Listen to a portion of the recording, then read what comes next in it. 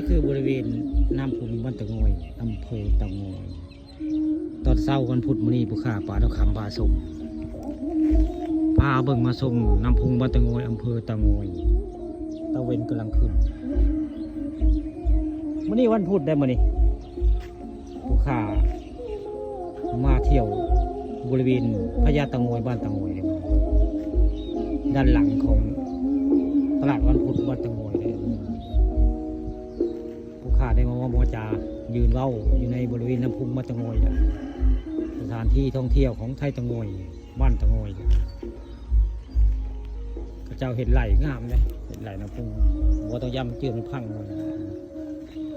เฮ็ดไปไกลเติบแล้วเขาเจ้าสร้างไว้เป็นสถานที่ท่องเที่ยวของบ้านตะงอยเพราะว่าทางใต้นี่มันสิกว้างได้ขึ้นไปทางเทิงผมมันสิหอม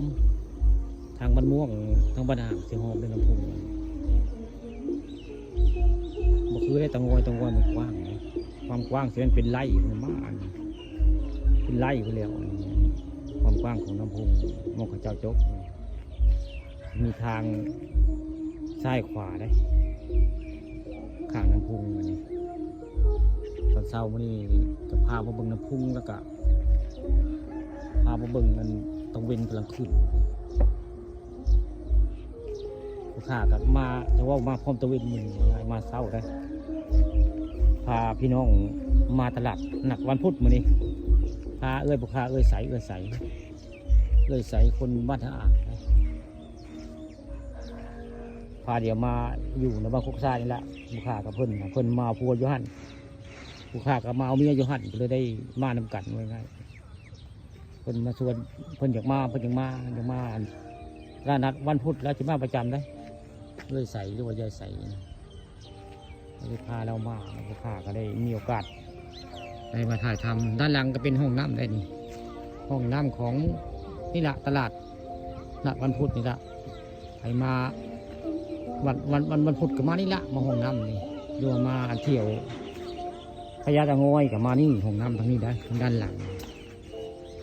ตะไคร้มันก็เป็นพญาตะงอยโค้งตะไคร้พญาตะงอยจะ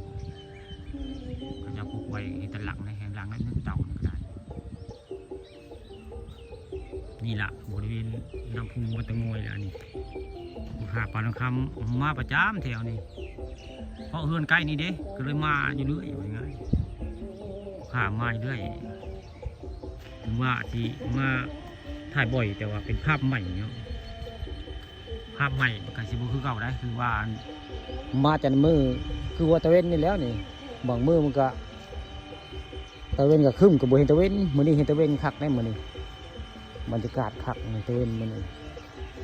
ตะเวนงามตะเวนขึ้นบรรยากาศตะเวนคักอยู่บ้านตะงอยนะพึ่งบ้านตะงอยได้สวยงามตะเวนมือนี้